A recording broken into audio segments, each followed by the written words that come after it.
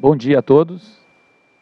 Inicialmente quero agradecer ao Dr. Nureddin e ao Instituto Declatra o convite que recebi para estar aqui com vocês.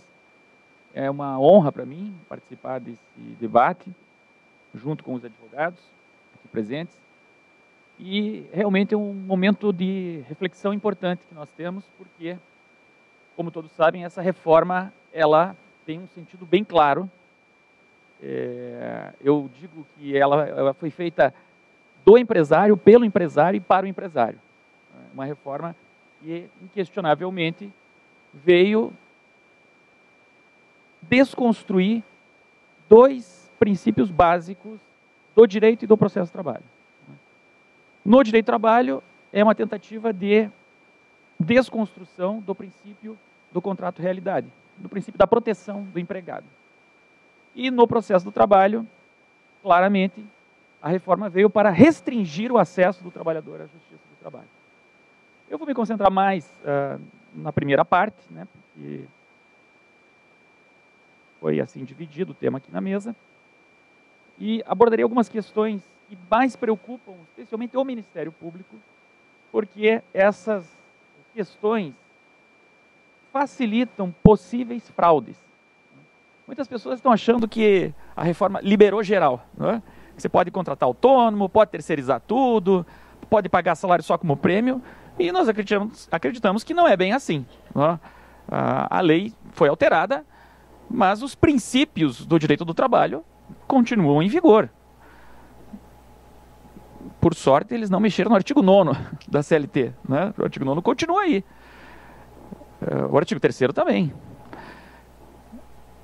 Então, eu acredito que nós, operadores do direito, temos um papel muito importante agora, né? Porque uma coisa é a lei tal como concebida pelo legislador, a outra é a lei tal como vivida e interpretada e aplicada não apenas pelos operadores de direito, mas pelos atores sociais, né? Os sindicatos e os trabalhadores terão um papel muito importante nesse momento.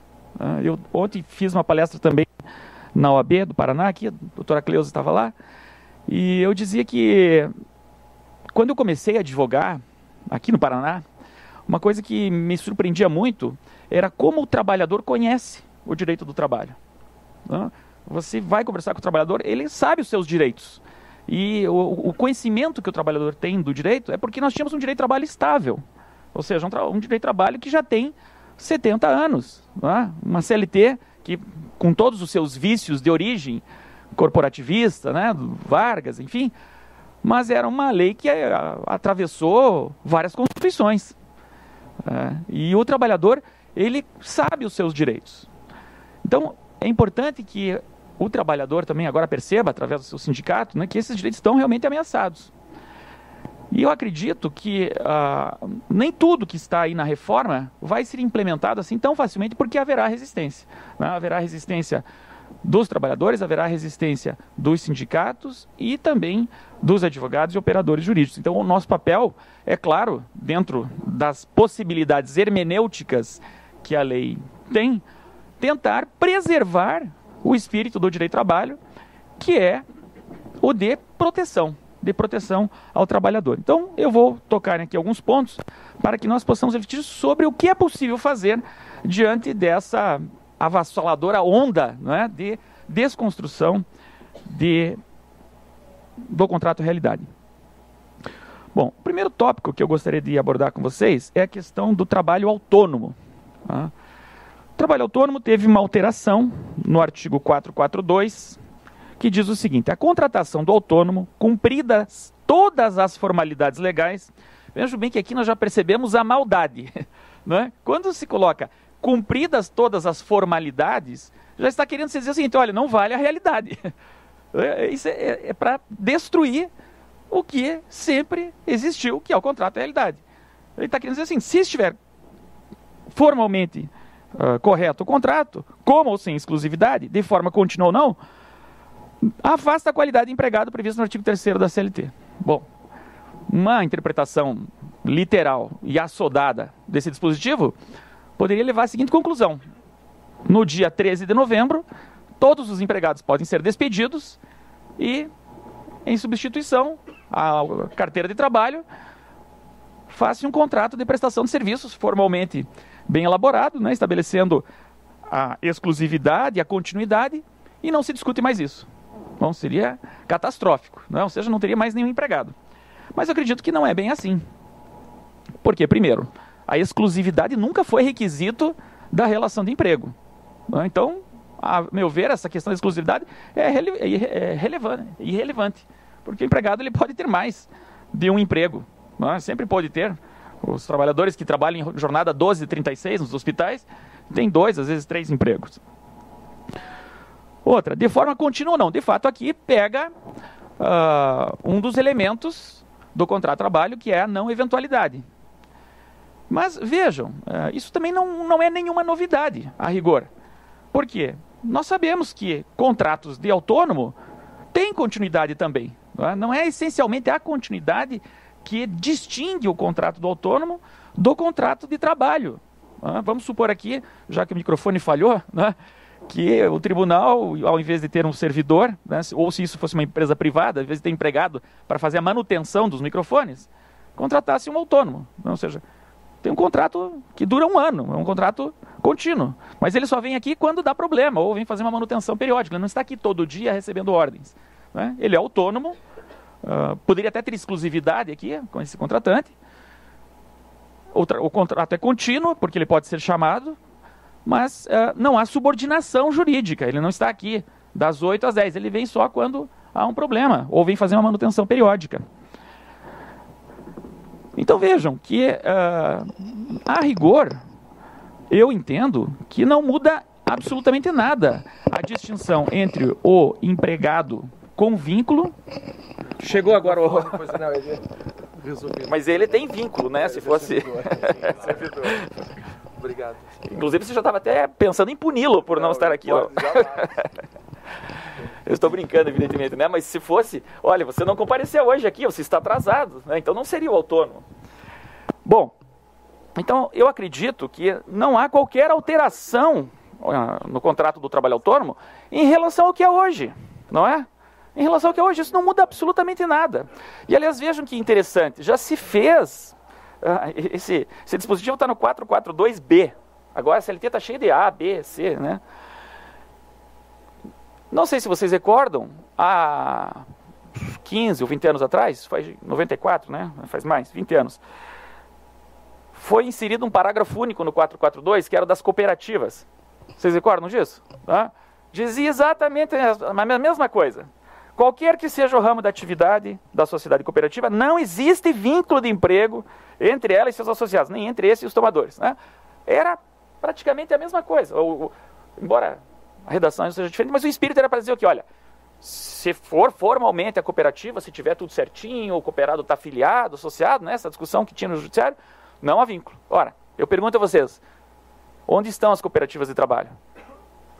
Desapareceram. Né? Por quê? Eles tentaram usar isso por uma fraude. Ou seja, no Ministério Público, nós atacamos muito isso. Ficamos 8, 10 anos combatendo as cooperativas, né? E felizmente foi uma guerra vencida. Né? O TST, através da sua jurisprudência, salvo aqui e ali algumas exceções, mas rechaçou veementemente o mascaramento da relação de emprego através do contrato cooperado. E, aliás, vejam, o cooperado ele nada mais é do que um trabalhador autônomo, para fins da própria legislação da cooperativa. Então, eu acredito que os tribunais vão igualmente rechaçar essa tentativa de afastar o contrato de realidade, porque, repito, o artigo 9º não foi alterado. Até não sei como que eles comeram essa bola. Fale alto. Né? Fale alto. É melhor, não, por favor. Eu achei que eles iam colocar lá, né? Mas desde que, formalmente, eles deixaram intacto o artigo 9º. Então, o artigo 9º, ele é o artigo mais importante da CLT, hoje. Né? É o artigo 9º que vai salvar a pátria. Bem, outra coisa, essa aqui realmente é, para mim, extremamente preocupante. Quitação extrajudicial do contrato de trabalho. Tá? E vejam, isso aqui, aparentemente, embora seja um dispositivo de direito material, mas ele tem uma repercussão no processo. Claramente, quis se retirar o trabalhador da justiça do trabalho. Como que nós vamos fazer isso? Esse aqui foi um gênio do mal que fez mesmo, né? E foi bem feito. É facultado, artigo 507b, é facultado a empregados e empregadores, na vigência ou não do contrato de trabalho, firmar o termo de quitação anual de obrigações trabalhistas perante o sindicato dos empregados da categoria. Parágrafo único. O termo discriminará as obrigações de dar e obrigações de fazer cumpridas mensalmente e dele constará a quitação anual dada pelo empregado, com eficácia liberatória das parcelas nele especificadas. Ou seja, chega lá no final do ano, né, o empregador vai dizer assim, ó, você quer receber o 13º salário? Estamos nessa crise, vamos ter que ir ao sindicato, né? Nós vamos pagar o 13º, mas você precisa aqui dar quitação de tudo que nós pagamos nesse ano. Vai no sindicato, supostamente com assistência sindical, e vai dar a quitação. Eu tenho feito algumas palestras em sindicatos e estou falando abertamente. Não aceitem fazer essa quitação, né? Porque isso aqui é um absurdo, uma aberração. Até porque, vejam, né? O governo que patrocinou a reforma defendeu, é preciso fortalecer a negociação coletiva, né? Vamos dar poder aos sindicatos negociados sobre o legislado. Que até a ideia em si não é ruim, né? Mas eu pergunto a vocês, qual é a contrapartida disso? Né? Se é negociado, o sindicato ele vai dar algo para o empregador e vai receber uma vantagem em troca. Mas isso aqui, vejo, isso aqui contraria os próprios princípios constitucionais da autonomia negocial coletiva, né? E da obrigatoriedade da participação do sindicato. Como que o trabalhador ele vai dar algo para o patrão de quitação geral do contrato e ele não recebe nada em troca? Qual é o sentido disso?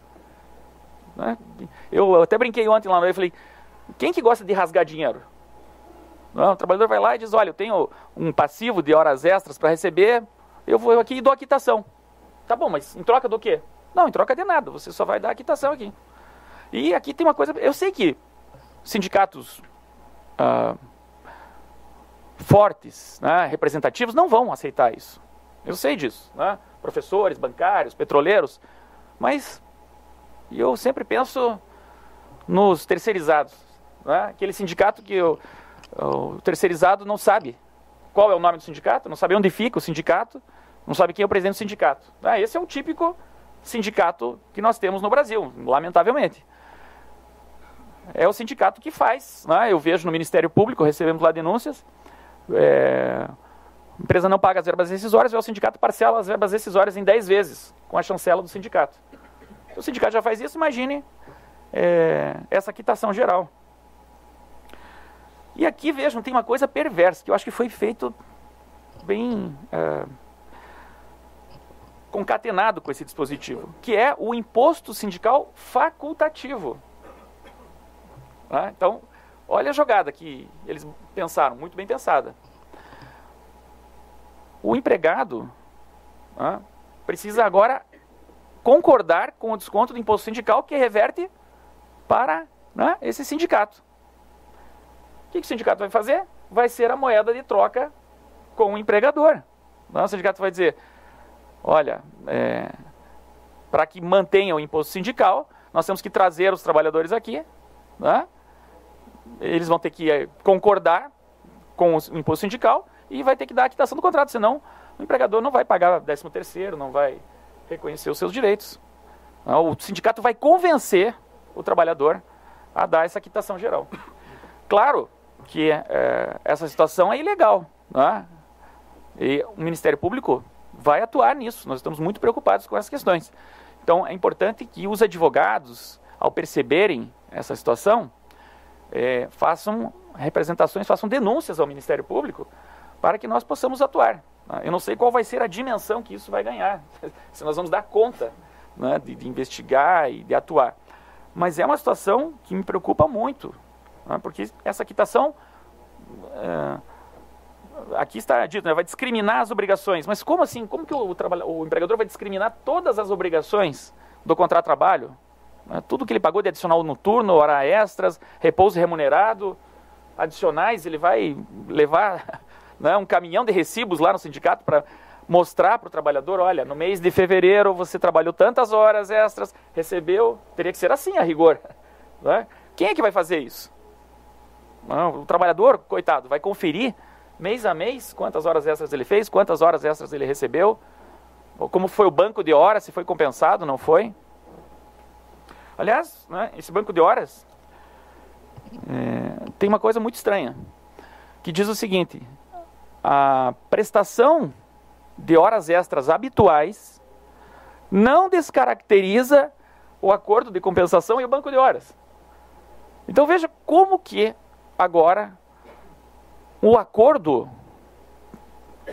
só vale para uma das partes. A reforma criou uma figura jurídica absolutamente inusitada, que é a seguinte: existe um acordo, né, que só vale para uma das partes. Ela retirou o caráter sinalagmático do negócio jurídico.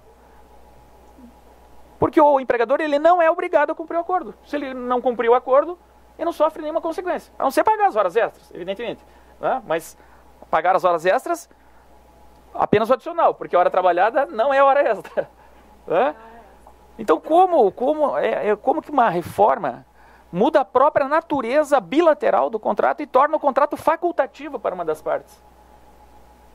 Eu acho que aí que nós temos que insistir, talvez até na inconstitucionalidade desse dispositivo. Bom, além disso, né, possibilidade de acordos extrajudiciais. Nós já vivemos a realidade das lides simuladas na Justiça do Trabalho. Né? Recebemos no Ministério Público denúncias frequentes sobre lides simuladas. Que já acontecem, vejam, dentro da Justiça do Trabalho, não é? Com a fiscalização dos juízes. Alguns juízes são mais atentos a isso, outros são menos atentos. Agora, imagine isso fora da Justiça do Trabalho, né? Porque a reforma autoriza o acordo extrajudicial e esse acordo vai ser levado ao juízo para homologação. Né? Mas se já é difícil para o juiz controlar a lide simulada em audiência, imagine então um acordo feito fora da audiência. Eu entendo que os juízes devem tomar o depoimento pessoal de todos os trabalhadores que fizerem acordo extrajudicial. Ele tem que ir, o juiz tem que perguntar onde foi contratado o advogado, se o advogado foi indicado pela empresa, onde foi celebrado. Tem que estar bem ciente dessa realidade. E aqui também cabe a intervenção do Ministério Público, se, né, especialmente os juízes constatarem essa tentativa de fraude, encaminhar para o Ministério Público para investigar. Né? Isso é uma questão bem séria, inclusive, do ponto de vista da corporação, da OAB. Eu espero que a ordem, né, ela fique muito atenta a essa possibilidade de duplo patrocínio, né, de advogados que estão ali celebrando acordo supostamente em favor do empregado, mas que na verdade estão atuando para a empresa, para dar essa quitação. Outro aspecto também problemático da reforma,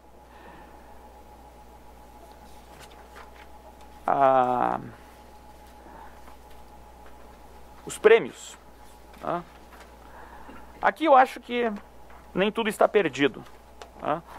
O artigo 457, parágrafo 2º, agora tem uma nova redação que diz o seguinte: as importâncias, ainda que habituais, pagas a título de ajuda de custo, auxílio alimentação, vedado seu pagamento em dinheiro, diárias para viagem, prêmios e abonos, não integram a remuneração do empregado. Não se incorporam ao contratrabalho e não constituem base de incidência de qualquer encargo trabalhista e previdenciário. Bom, por essa letra da lei, já dá para perceber que o objetivo aqui é reduzir a base de incidência das contribuições, né? Do Fundo de Garantia, do INSS, mas também vai junto 13º, a base de incidência das horas extras. Tá? Só que, primeiro, essa reforma, né, esse dispositivo, ele é totalmente inconsistente com o próprio discurso que justificou as reformas, especialmente a reforma previdenciária. Né? Está se divulgando que há déficit na Previdência e vem um dispositivo que tende a encolher a base de incidência da Previdência, encolher a massa salarial. Então é incoerente. Bom, eu acredito que aqui tudo não está perdido, porque há um dispositivo que foi inserido nesse mesmo parágrafo, que diz o seguinte: consideram-se prêmios as liberalidades concedidas pelo empregador em forma de bens, serviços ou valor em dinheiro empregado ou grupo de empregados, em razão de desempenho superior ao ordinariamente esperado no exercício das suas atividades. Bom, então, aqui tem que incidir de novo o contrato de realidade. Né? Se é um desempenho extraordinário, não pode ser uma parcela fixa paga todo mês. Nossa, em vez de pagar por fora, eu acho que eles quiseram legalizar aqui ou por fora. Né? Pagamento por fora vai ser por dentro agora, mas não resolve nada, porque não incide fundo de garantia, não incide previdência. Mas vejam, ora, isso até não precisava nem estar escrito. Não é? Se é um prêmio, tem que haver uma causa que enseje o pagamento desse prêmio. Uma produtividade, uma meta que foi alcançada, uma bonificação extraordinária, porque a empresa teve lá uma lucratividade excepcional. Então, eu acredito que os juízes, ao examinar esse dispositivo, para construir a jurisprudência, têm que verificar, né, de fato, se há relação de causa e efeito, e é o contrato realidade. Agora, tem aqui alguns detalhes, porque a terminologia, né, inclui não só prêmios. Ajuda de custo. O que é ajuda de custo, exatamente? A ajuda de custo normalmente é quando o trabalhador viaja, vai pagar lá uma parcela para o hotel, ou despesa de almoço. Mas agora qualquer ajuda de custo, é possível, né, pagar uma parcela fixa, mês a mês, ajuda de custo? Eu acredito que também não. Né? Tem que haver, essa ajuda de custo foi porque houve um custo atípico no contrato de trabalho. Senão é um mascaramento do salário. Bom, auxílio alimentação. Aqui me parece que não vai mudar muito já a jurisprudência atual, que entende que auxílio alimentação, né, se pago dentro do programa de alimentação do trabalhador ou na forma prevista na convenção coletiva, ele não tem natureza salarial. Diárias para viagem, também acredito que não muda, porque a jurisprudência já é tranquila, né, de que diária para viagem, caráter indenizatório, e não inclui. Né? Agora tem que ter a viagem de fato, né? Não basta ser a rubrica, tem que ter a relação de causa e efeito. E aí tem uma expressão aqui, abônus. Né? E abônus? Eu pergunto, qual a natureza jurídica do abono? O que é esse abono? Para o trabalhador, se você perguntar o que é abono, ele fala, o abono é o adiantamento de salário. Né? Tem muitas expressões até 15 dias de adiantamento, 10 dias de adiantamento é o abono. Bom, mas isso não pode ser o que está aqui, porque se é adiantamento é salário. Né? Então, talvez tenha que se ficar atento. Né? Abonar, não sei, eu não tenho a resposta para isso. Não sei o que o legislador quis dizer com essa figura, né? Abono. Porque abono, na linguagem corriqueira do trabalhador, é o adiantamento de salário. Né? Pode ser que agora comece a se pagar esse abono todo mês. Eu não consigo entender o que o legislador pretendeu aqui, mas temos que ficar atento. Né? Porque eu acho que o princípio é o mesmo. Se há um pagamento atípico, deve haver uma relação de causa e efeito entre o pagamento e a verba. E por último, para não me alongar demais e dar tempo também, né, dos debates, eu gostaria de falar sobre, que entra um pouco no processo, sobre o artigo 507A, que é arbitragem. Né? E esse aqui também é preocupante. Diz o seguinte: nos contratos individuais de trabalho, cuja remuneração seja superior a 2 vezes o limite máximo estabelecido para os benefícios do regime geral da Previdência Social, poderá ser pactuada a cláusula compromissória de arbitragem, desde que por iniciativa do empregado, ou mediante a sua concordância expressa nos termos previstos na Lei 9.307, a Lei da Arbitragem. Bom, isso aqui é um baque, né, no direito do trabalho, porque sempre se entendeu que as verbas trabalhistas são indisponíveis e a Lei 9.307 expressamente dizia que não cabe arbitragem para direitos indisponíveis. Mas agora vem esse dispositivo e permite arbitragem para quem ganha 2 tetos, que dá 10 mil e alguma coisa, se não me falha a memória. 11 mil e pouco, né? Porque é 5.590, alguma coisa assim. Vamos dar uns 11 mil reais. Tá? Então veja que não é muita coisa. Tá? Tem categorias inteiras que vão ser afetadas por esse dispositivo. Tá? E eu pergunto, qual o trabalhador que vai chegar ao ser admitido e vai dizer, eu vou tomar a iniciativa de propor uma cláusula de arbitragem, né? Aqui fala, por iniciativa do empregado. Qual é o trabalhador que, por iniciativa própria, vai chegar para o patrão e dizer, não, vou fazer uma cláusula de arbitragem aqui porque eu não confio na justiça do trabalho, eu prefiro arbitragem. Não é crível. Depois, mediante a sua concordância expressa. Bom, mais uma vez, contrato à realidade. Né? Isso aqui vai ser que nem aquela época do fundo de garantia do optante. Né? Poderá optar pelo fundo de garantia, mas já vinha ali o contrato de trabalho, né? Primeira via, e anexo, termo de opção do fundo de garantia. Evidentemente que não, o sujeito vai ser admitido somente, quem ganha mais de 11 mil salário, somente, né? Bancos vão usar isso aqui, com certeza. Né? Contratar gerentes, enfim, então, arbitragem. Mas veja, o que vai constar? Vai constar dessa cláusula quem será o árbitro? Como é que vai, isso que é a grande questão, como é que vai se eleger o árbitro? Quem é que vai estabelecer o árbitro?